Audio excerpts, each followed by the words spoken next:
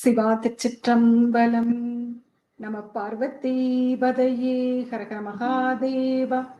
தென்னாடுடைய சிவனை போற்றி, எந்நாட்டவர்க்கும் இறைவா போற்றி.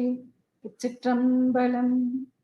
I take pleasure in worshipping the golden feet of Sri Guru Maha Sannidhanam, who holds the 24th Gurupeed of Thirukkayilaya Parambarai, Meykanda Santhaanam, Thiruaavaduthirai Aatheenam, with the grace of Sri Gnanama Nadaraja Perumaan, Aatheena Guru Mudalvar Sri Namashivaya Murthigal, and Aatheena Kuladevam Srimat Madhava Sivajnana Yogigal, with my mind, speech, and body. Today marks the 802nd Guru Puja of Sri Meykanda Deva. The Guru Puja of the Swamis in the Wisdom Temple belonging to Thiruaavaduthirai Aatheenam in Thirupennagadam, the inauguration place of Sri Meykanda Deva, and in Thiruvennainallur, the liberation shrine is being carried out in accordance with the blessings of the Thirukkayilaya Parambarai, Meykanda Santhaanam, Thiruaavaduthirai Aatheenam, Sri 24th Guru Maha Sannidhanam.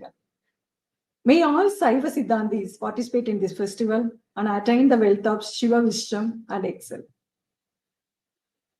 Sri Meikanda Sivam and the essence of Sivajnana Botham is the topic we will be discussing today in the seminar, which is being held online under the divine guidance and blessings of Sri Guru Maha Sannidhanam on the occasion of Aypasi Swathi, Sri Meikanda Sivam Gurupoojai 2025.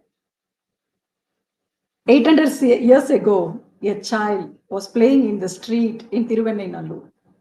At the time, a sage who was traveling by air from Mount Kailas found his journey interrupted and felt inward.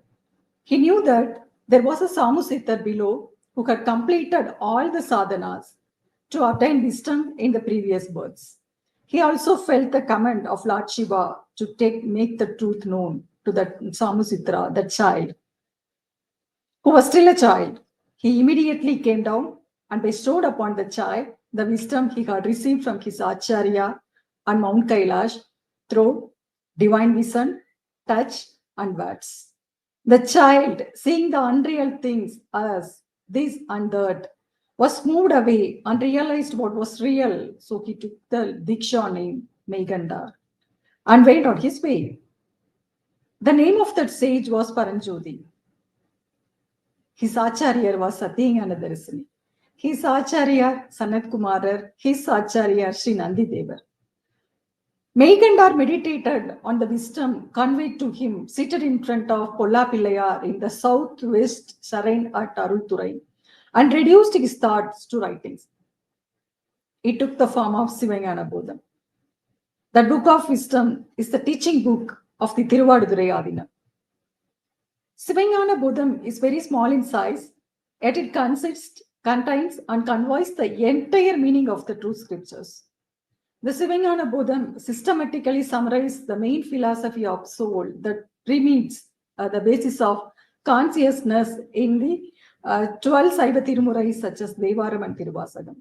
Not only that, but it also has a research book that unifies the significant conclusions of the Upanishad known as Vedanta with the significant conclusion of the Sivagama Jnanapada.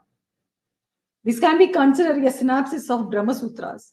While the Brahma Sutras are vast in scope and can provide space for variety of conclusions, the Sivajnana Botham possesses the quality of wisdom, sophistication, concentration, and clarity and conveys the fusion of truth.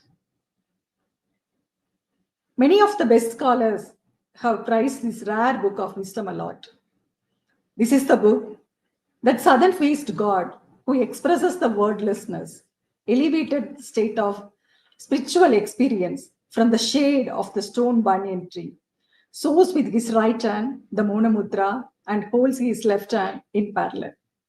The scholars will also say that the meaning of the Mona Mudra is explained in detail in this book. Purva Mimamjai took up the research of the Karma Kanda part of the Vedas. The Brahma Sutra took up the research of Jnana Kanda part of Vedas. The Pattadikas studied the Sariyai, Kriya, Yoga Pada of Sivajnana Agamam. Srimat Madhava Sivajnana Swamigal would highlight the unique merit of this book, Sivajnana Botham, It studies the Jnanapada of Sivagamam and conveys the truth of the elements. That's what the scholar says. Sivajnana Botham is a Siddhanda Mimamsai. Lord Shiva, who is the symbol of mercy and knows nothing but bestow blessings upon, sent on two types of scriptures, the Vedas and the Agamas, so that all of our sufferings may be removed and we may experience eternal bliss. These two scriptures, which were sent down by the Lord, are the basic scriptures of Saivism. If that's the case, why not make into two books instead of one? Because there are people who think they can live in the world anyway. They think they can live in the world anyway. Let's ignore them. Let's look at those people who want to live by morality. Those who want to live by morality fall into two categories. Among them are those who want to live an ethical life by performing their duties in the world perfectly, thereby earning wealth, enjoying worldly pleasures, are one category. The Vedas are for them. These scriptures will generally explain worldly justice. The good people who stand in worldly matters consider worship of God as a part of their lives. The way to worship God is also generally mentioned in it. So, a part of the good people will live in the Vedic way and enter heaven after this birth over. Now, another group of good people, not thinking of living happily in the world and not thinking of anything other than the golden feet of Lord Shiva, will renounce the pride of I am mine and decide to enter a world higher than the heavens. The Sivagamam was bestowed for them. So, the Vedas are for those who want to live in morality, and the Sivagama is for those who want to live in Saivism, that is beyond morality. What would Saivism, that is beyond morality, look like? We can understand it through the lives of the nine Mas. It is also an acceptable book for them, as Saivism is also mentioned in the Vedas in general. The Vedas are considered as a general book, and Sivagamas are considered a special book, as Saivism alone mentioned specially in Sivagama. One should attain the feet of Lord Shiva by reciting all the Vedas and Agamas. So, in order for the world to understand all these truths well, Lord Shiva bestowed upon his devotee some more works. These are the Tirumurais and the Siddhanda Sastras. The devotees respect both these books as the Vedic Agamas. Among them are the Tirumurais, Devaram, Tiruvasakam, etc. They are sung in praise of the Lord. They are sung in praise of the Lord. The Siddhanta Sastras are Sivajnana Botham, Sivajnana Siddhiyar, Siva Prakasam.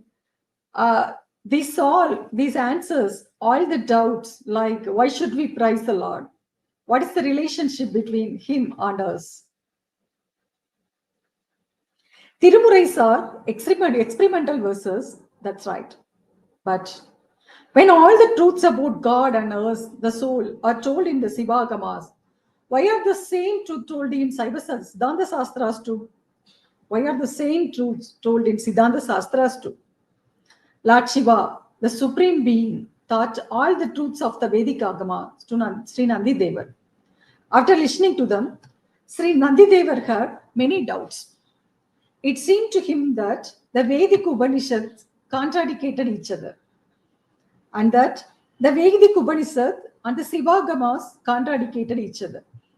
When he asked Lord Shiva about this, Lord Shiva explained the method of interpreting them in a way that does not contradict them, saying that all the things that appear to be contradictory were said according to the maturity of the souls and were not actually contradictory. To explain the method of interpretation, he said that there was a section called Sivajnana Botham, and it was in the Raurava Agama. He taught the teaching of Sivajnana Botham to Nandi and resolved his doubts. Here Nandi Deva taught the teachings of Sivajnana Botham that he had received to the sage Sanat Kumara. through whom the teachings were bestowed upon the sage Satyanadarshini, and from that stage to the sage Paranjodi. Sage Paranjodi gave the teachings to a 2-year-old child named Svedana Perumal, who was incarnated like a Kalpavriksha, like a Saiva Sigamani to the Tamil Saivotis at the holy place of Thiruvannamaluru. Sage Paranjodi gave the child the Diksha name Meykanda. Sri Meykanda Desigar translated the Raurava Siddhanda Sivagama Botham, Raurava Siddhanda Sivajnana Botham into 12 Tamil Sutras and also provided narration on them. The knowledge of Sivajnana Botham is difficult to understand for anyone except those with very serious Atthinipa. So, Sri Arunandi Sivacharya Swamigal, a disciple of Sri Meykanda Desigar, wrote a very comprehensive book called Sivajnana Siddhya. This book is a poetic explanation of Sivajnana Botham. Sri Umabharathy Sivacharya, a disciple of Sri Arunandi Swami's disciple, wrote the book Sivaprakasam based on both books. Without studying these textbooks, people like us will not understand the techniques of Sivagama. So, knowledge of Siddhanta Shastra is essential. If we know the truth of nature of God, if we know the nature of God, then true love for Him will increase, isn't it? The Sivajnana Botham is the chief text among the Siddhanta Shastras. So, all the Siddhanta Shastras are called Meykanda Shastras after the name of its author, Sri Meykanda Desigar. Even though there are such scriptures, it is rare to find a clear explanation for them. Even those who have reached the shores of the ocean of knowledge will find it difficult to understand the meaning of Meykanda Shastras. These Shastras remained without clear interpretation for ages. In order to change the situation and make the world understand and grow in the knowledge of all the truths of Meykanda Shastras, our Aatheena Kuladev, Srimad Madhava Sivajnana Swamigal, was incarnated in the 18th century in the town of Vikramasinghapuram by the grace of a sage Agasthyar. Sivajnana Swamigal wrote a short text called Sitturai and a very explanatory text called Perurai for the Sivajnana Botham. Perurai is called Bhashyam in Sanskrit. Sri Meykanda is known as the first among the 4-liner acharyas of Saiva Siddhanta tradition in South India. He gave the logical basis to the school of thought of Saiva Siddhanta that revealed in South India. He was of the early 13th century.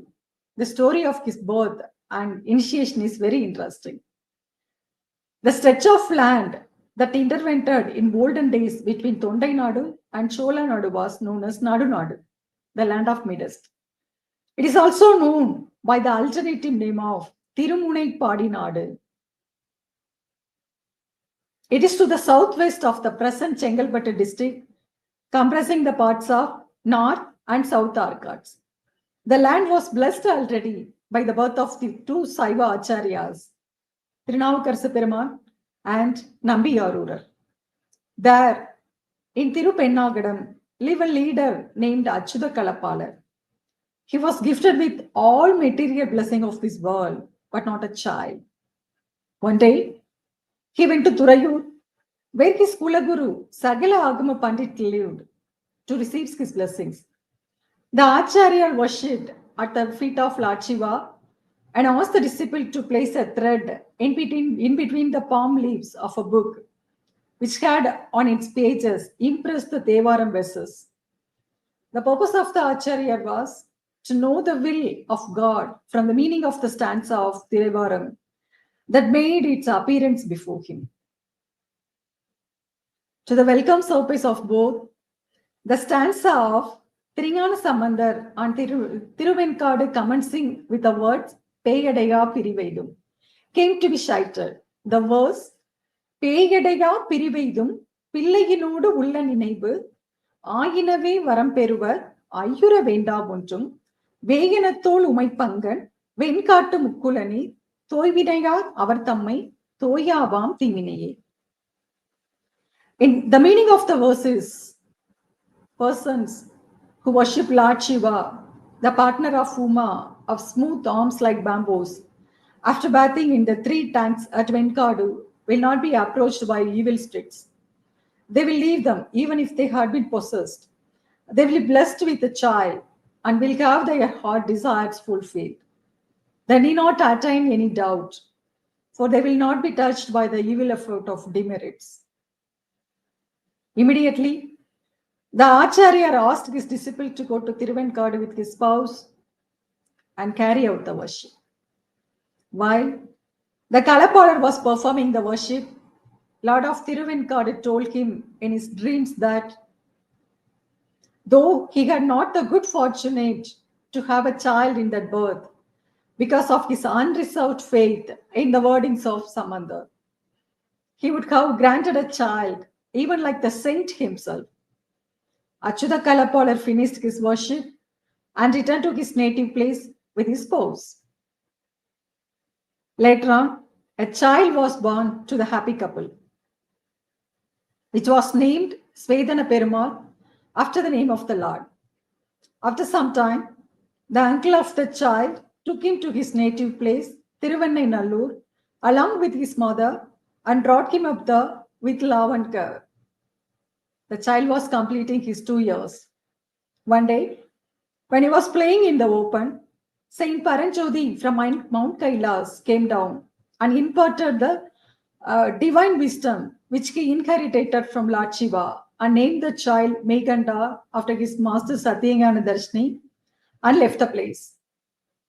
Tradition says that Tirunandi knew the truth from Lord Shiva of Mount Kailash, from Nandi Sanat Kumara, and from Sanat Kumara Satyengana Darshini. Satyengana Darshini communicated truth to Paranjodi. The 4 Acharyas from Tirunandi are called the Acharyas of the internal line. Whereas the 4 teachers, Meikanda Sivam, Arunandi Sivam, Maraingana Sambandar, and Umabharathy Sivam are said to be belongs to the external line of Acharyas. The special importance of the line of Acharya is that they had conveyed the spiritual truth of the scriptural work in a systematic form, free from the limitation of the time, space, and person. Meykanda meditated on the wisdom conveyed to him seated in front of Polapillayar in the southwest shrine at Arulthurai. Arulthurai is the name of the Shiva's temple at Thiruvannainallur. Meykanda reduced his thoughts to writing. He took the form of Sivajnana Botham of 12 sutras, together with 2 more stanzas, forming the introduction to the work. The stanzas are one in praise of Lord Ganesha and the other apologetic in Venpa meter.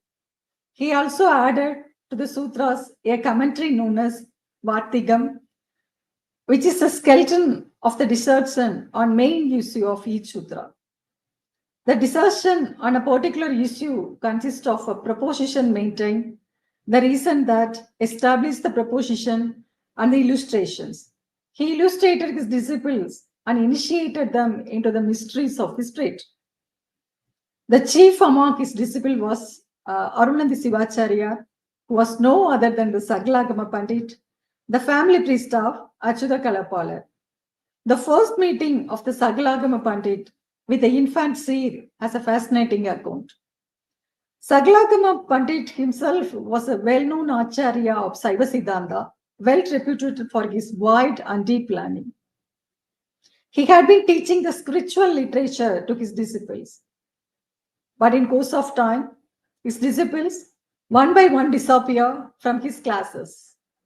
He came to know that they were attracted to a child at Thiruvannainallur. So he proposed to go to that place to see the child. He was given a grand reception by the residents of the place. To his disappointment, he did not find Meykanda among those that welcomed them. The Pandit went to the place where Meykanda was teaching the path of wisdom with the work Sivajnana Botham to his disciples. At the time, the second topic of the 4th sutra was being discussed. The subject was Anava, the inborn impurity of the souls. The Pandit felt it beneath his dignity to sit at the feet of Meykanda and listen to the progress of the lesson. He questioned the child while standing what the nature of Anava was. The real Acharya, in the form of a child, cast his redeeming look at the person of the aged Pandit and pointed his finger at his standing posture. The Pandit realized that it was Lord Shiva himself come in the form of a child to teach him the truth and overwhelmed before him. He simultaneously felt that the egoism which at first made him think of the form of the child, only ignoring the Sivahood in him, was the effect of the root impurity, Anava. The master Meykanda placed his feet on the head of Saglagama Pandit, a person well versed in all the religious lore, gave him the name of initiation, Arulnandi, after the first disciple of Lord Shiva, and answered various questions asked by Arulnandi pertaining to the book learning he had previously. These questions and the answers furnished by Meykanda are expressed by Sri Arulnandi Sivam in the form of a philosophical work of 20 stanzas called Irba Irubadu, a work of 20 stanzas of two kinds. The first verse of the book says that Kannudalum Kandakareயும் கரந்தருளி மண்ணிடையின் மாக்கள் மலமகற்றும் வெண்ணெய்நல்லூர் மெய்கண்டான் என்று ஒரு கால் மேவுவரான் வேறு இன்மை கை கண்டார் உள்ளத்துக்கண். That means the third eye and throat of shining blue concealed to right the ills of man on earth did come. Meykandan of Thiruvannainallur, to see him once will make God and see one. If person realized to Meykanda that he is the Lord Shiva, come to remove the impurity of the selves, hiding his eyes on the forehead and the blue color on the neck, the will immediately realize the eternal bliss within and will attain union with God. Sri Arulnandi became the senior most of the disciples of Meykanda. After listening to the teaching of Sri Meikanda Sivam, and at his command, Arulnandi wrote the book Sivajnana Siddhi as the second to Sivajnana Botham. Siddhi consists of two parts. The Parabhakam consists of 301 verses, and the Subhakam consists of 328 verses. The first part, Parabhakam, is an elaboration of the meaning of the apologetic verses of Sivajnana Botham. It deals with the various outer schools of thoughts under 14 heads. Each head gives the ideas as narrated by the school, and it followed by his refutation from the point of view of Saiva Siddhanda. It should be noted Arulnandi was drawn freely from Manimekalai in narrating various schools of thoughts in Parabhakam. The second part, Subhakam, is a commentary on the 12 sutras as indicated by Meykanda's analysis. Here, he has drawn freely from Sivagamas. Thus, the essence of Sanskrit spiritual learning is presented in Siddhya. Arulnandi succeeded Meykanda. Maraingana Sambandar of Thirupennagadam became the third in the line of the Acharya. While Maraingana Sambandar was at Sidambaram, he chose Umabharathy, one of the learned Dikshitars, as his foremost disciple. The third Acharya is not on record to have composed any new work, but the fourth saint Umabharathy wrote 8 Siddhanda works besides many in Tamil. He has also commented in Sanskrit on an Ubagama named Paushkara. Umabharathy Sivam taught the teachings of Sivajnana Botham and all the works taught by his Acharya Murthy, along with his works to Arul Namashivaya Desigar. And from Arul Namashivaya Desigar to Siddhar Sivaprakasa Desigar, and from Siddhar Sivaprakasa Desigar to Sri Namashivaya Murtigal. After Namashivaya Murtigal, the Guru Murtis of Thiruaavaduthirai Aatheenam were taught one after the other.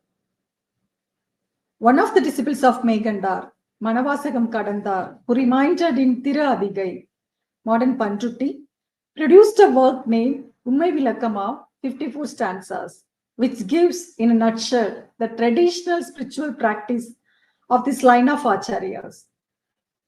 There had already been two works in Tamil on Saiva Siddhanda, Thiruundiyar and Thirukkayilaya, even before the time of Meykanda.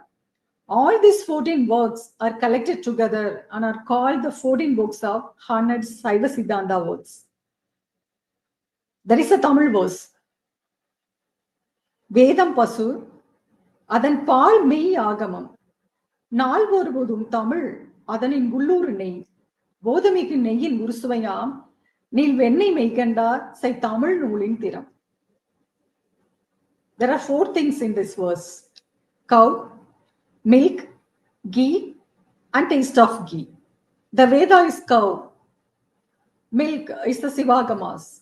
Devaram and Tiruvasagam, the Tamil works of the 4 acharyas, are the ghee obtained from the Agamas.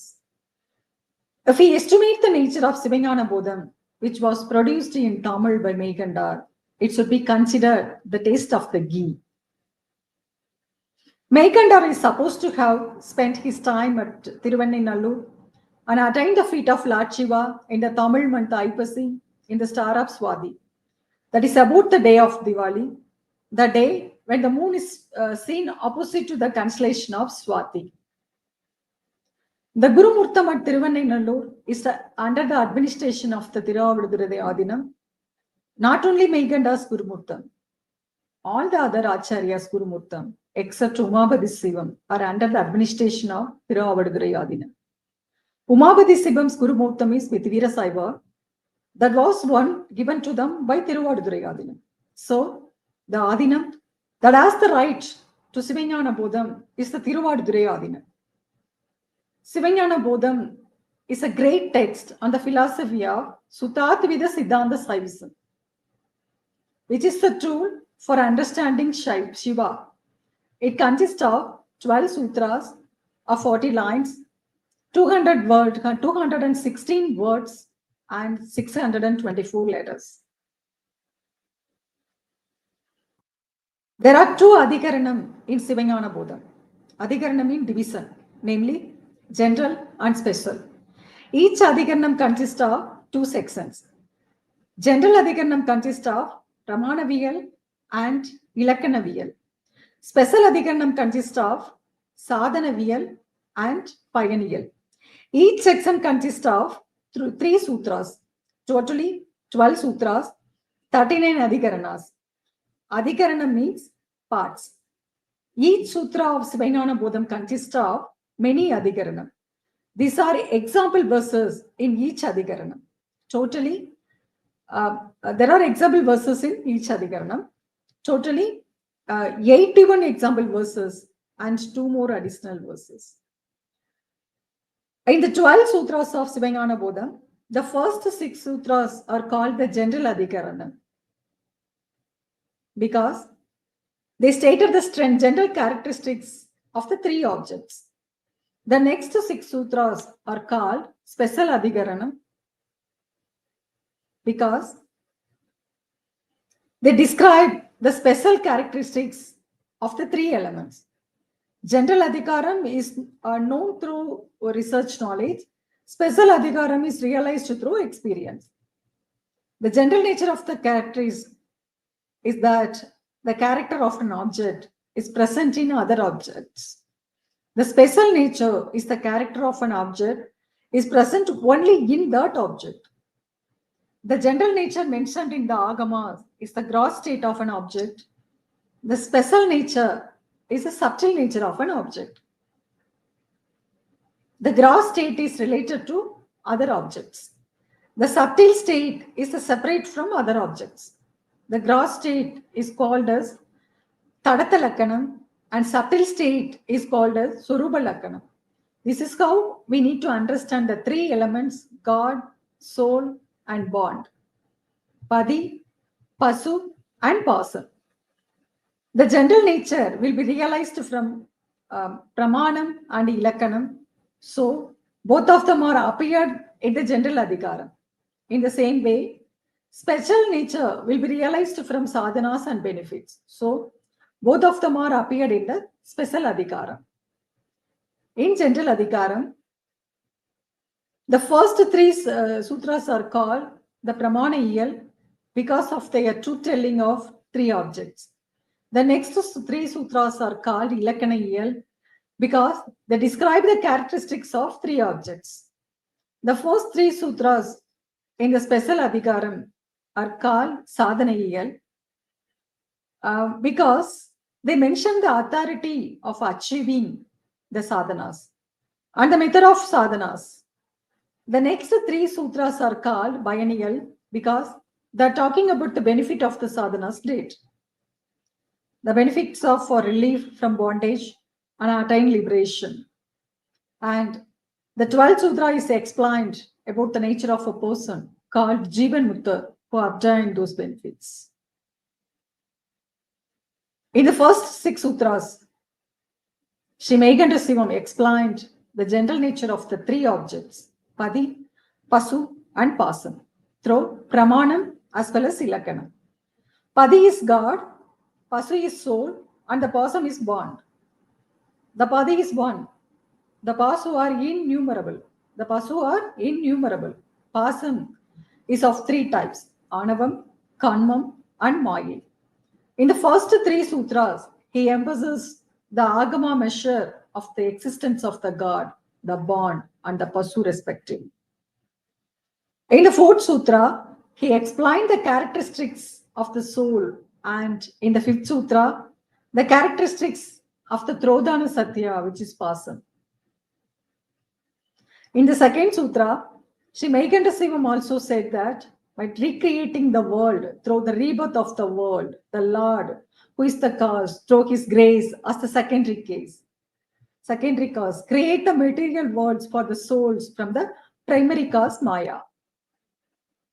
According to the karmas of the souls and perform the 5 activities, the sutra indicates the existence of bond as well as the general nature of the God. The sutra indicates the existence of bond as well as the general nature of the God. Thus, since the author has described the general nature of God in the second sutra, he describes the special nature of God in the sixth sutra, using the special adhikaranam that is stated from the 7th sutra onwards. In these 5 sutras, after the author has explained the general nature of the 3 elements, in the 6th sutra, when he explained the special characteristics of God, he explains the Sattva and Asattva objects as the basis of the special adhikaram. Unless one clearly understands the nature of Sattva and the nature of Asattva, the subtle meanings explained in the special adhikaram cannot be understood. The special adhikaram begins with knowing the nature of the Sadasattu. The special adhikaram tells the special characteristics of the 3 objects. Special characteristics is not something that appears and disappears for a while like general nature, but rather it is contains and unchanging, rather it is a constant and unchanging characteristics, and therefore it is called the true authority. Having here the general nature of the 3 objects, the student will know what to abandon and what to obtain. He will also know that the object to abandon and the object to obtain are within himself. The object to abandon is bond, the object to obtain is God. How to abandon bond and obtain God? What should be done for that? What should be done for that? Unless one knows whether he is having the rights to make sadhanas, what and all the sadhanas, the method of making sadhanas, and the benefits that comes from making sadhanas, one will not be motivated to make sadhanas. So, the author concludes the special adhikaram by stating the right to perform the sadhana for the soul in the 7th sutra, the sadhana in the 8th sutra, the method of performing the sadhana in the 9th sutra, the benefit of relieving from bondage in the 10th sutra, the benefit of becoming Sivaperu in the 11th sutra, and the nature of one who has attained the Sivaperu in the 12th Sutra. Unlike the general nature, the special characteristics is the nature that is separate from the worldly objects. It is called the self-nature and the Svarupa nature. It is called as Thanniyalvu and Sorupa Lakkanam. This nature we are realized through 4 steps: hearing, thinking, understanding, and increasing concentration are the 4 steps. Ketal, Sindithal, Telidal, Nittai Kudal. That means hearing, thinking, understanding, and increasing concentration. These are the 4 steps to attaining liberation. These 4 steps represent listening to the Guru's teachings, recalling deeply on what had been heard, clarifying without doubt what has been taught, and after clarification, becoming immersed in wisdom and gaining strength. All 3 subjects have their own characteristics, but even so, unlike the general nature that is said to be placed on the world, their characteristics are not set separately, because the characteristics of the soul is known by standing with the special characteristics, Siva, who is completely free from attachment and stands in blissful bliss called Satchidanandam. Therefore, there is no need to state the characteristics separately. So far, we are discussing about the life and work of Sri Meikanda Sivam. Now, let's look at the essence of Sivajnana Bodha. Essence of Sivajnana Bodha. The body has a soul separate from body. The body is an inanimate object. While we are in that body, we know and experience pleasure and pain. There is no doubt about this. Shall we say that our body realizes and our body experiences?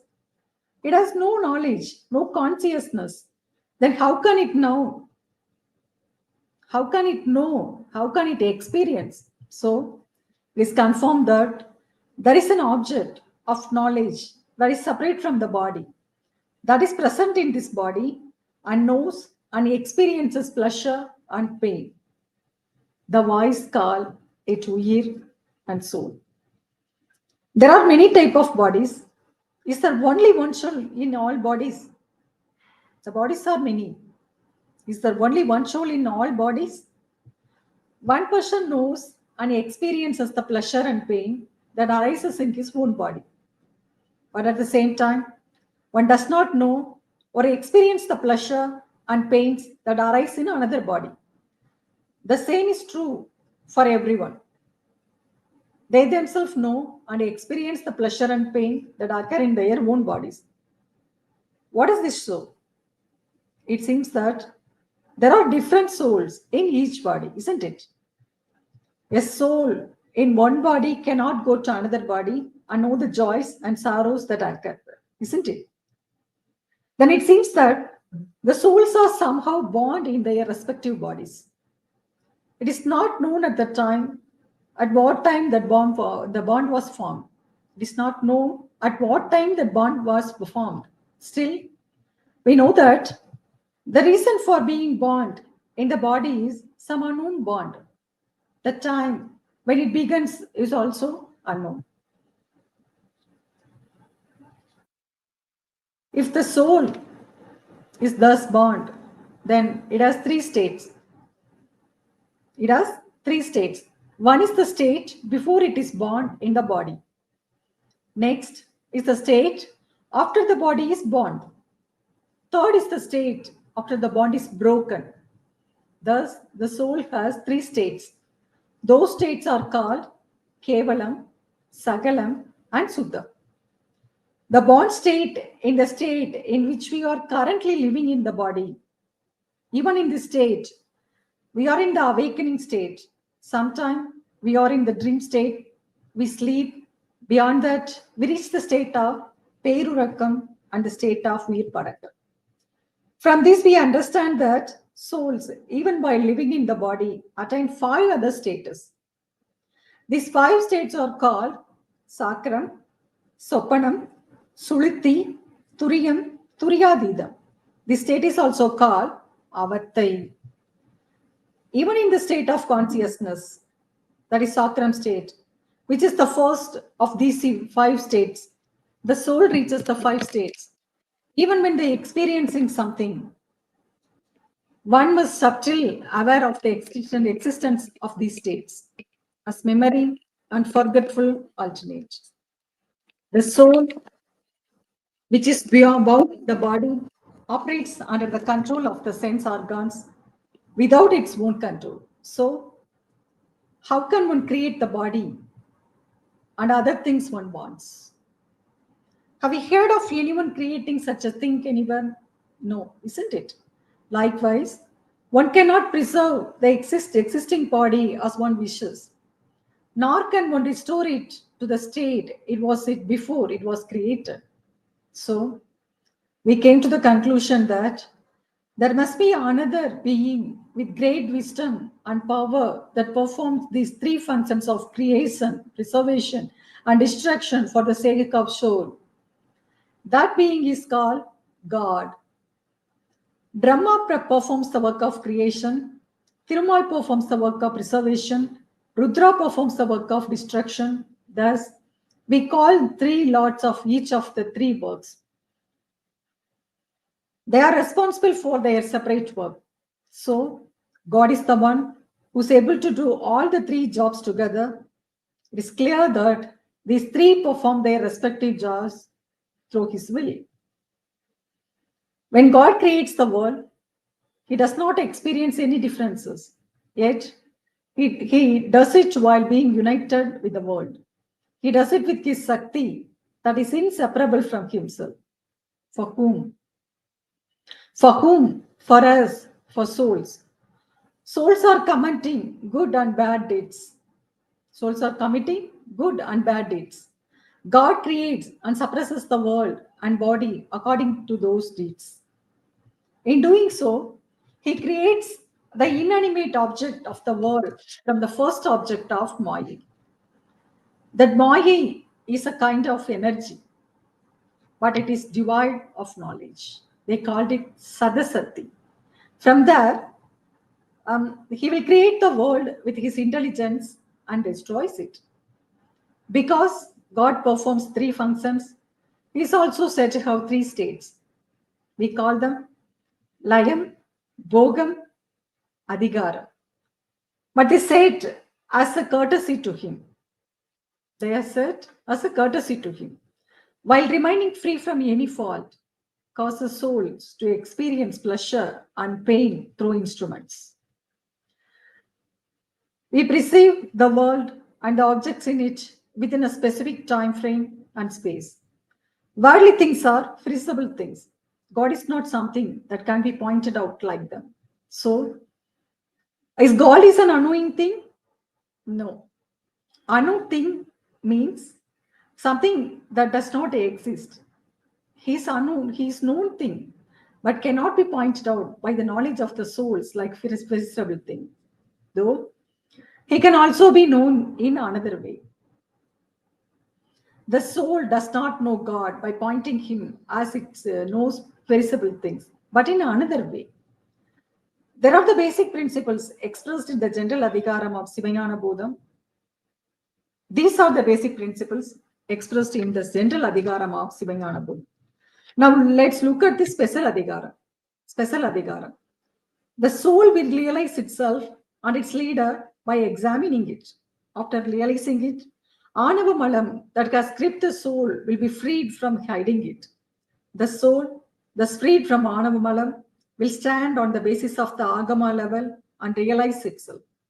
It will also realize God, its leader, by experience. We call this experiencing knowledge. This is also called visual perception, Kandal Alavai in Tamil. There are three things that the soul has generally known so far: God, soul, and bond. Of these three things, God knows everything without experiencing anything. Bond is unknowable thing, and the four knows nothing. So, of the three things, God and bond have no experience. The third is the soul.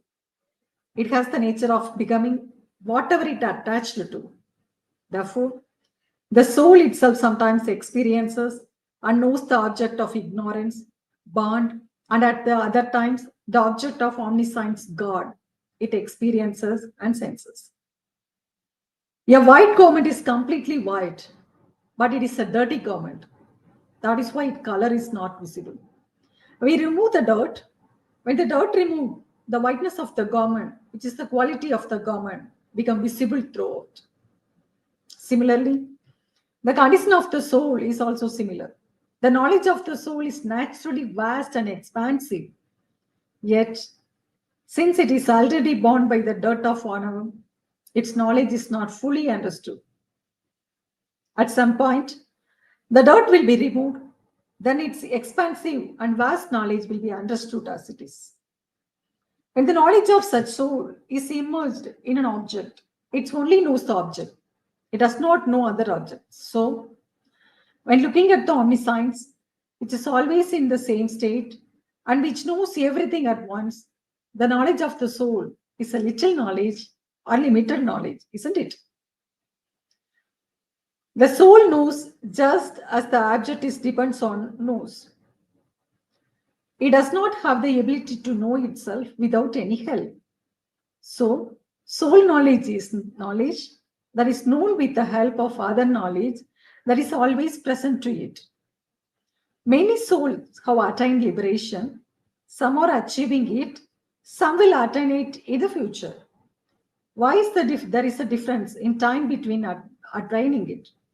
Why is there a difference in time between attaining it?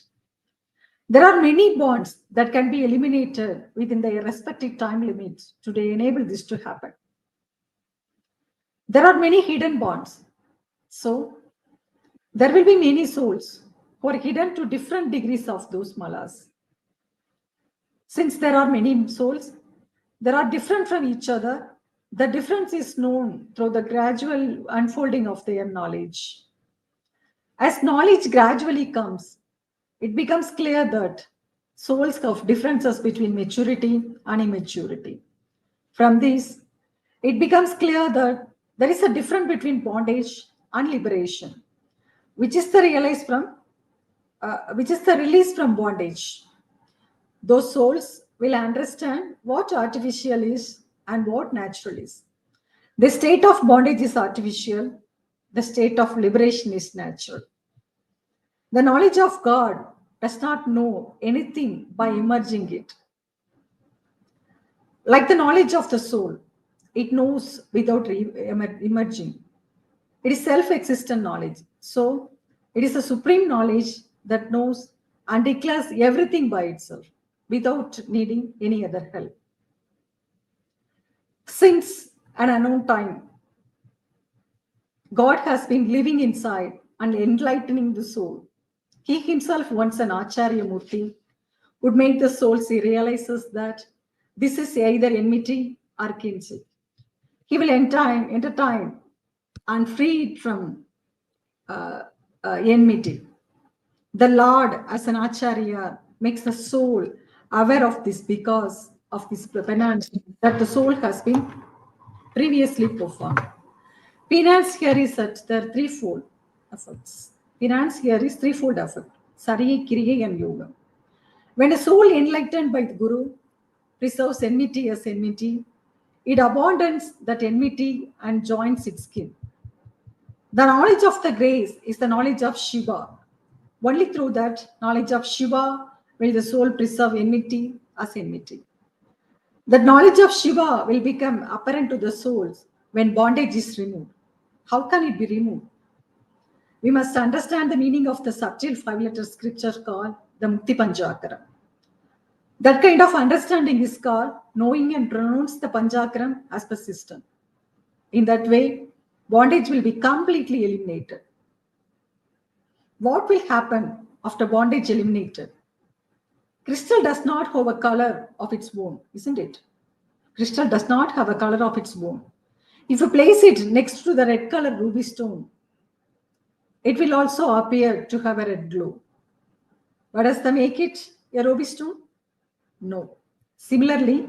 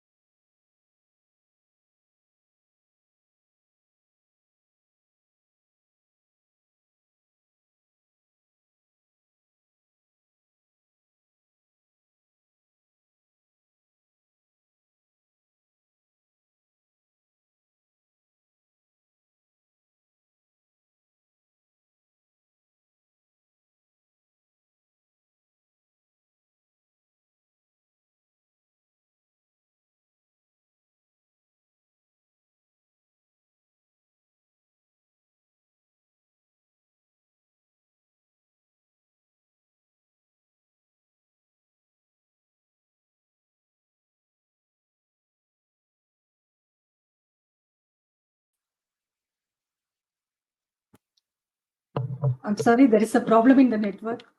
We were discussing about special adhikaram, essence of Sivajnana Botham, special adhikaram, right? We'll continue that. Crystal does not have a color of its own. If we place it next to the red color ruby stone, it also appear to have a. But does that make it a ruby stone? No.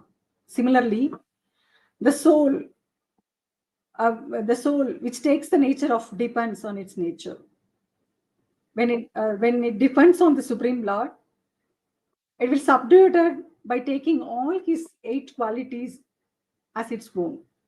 In that state, the Lord will be the object of conception, object of experience for the soul.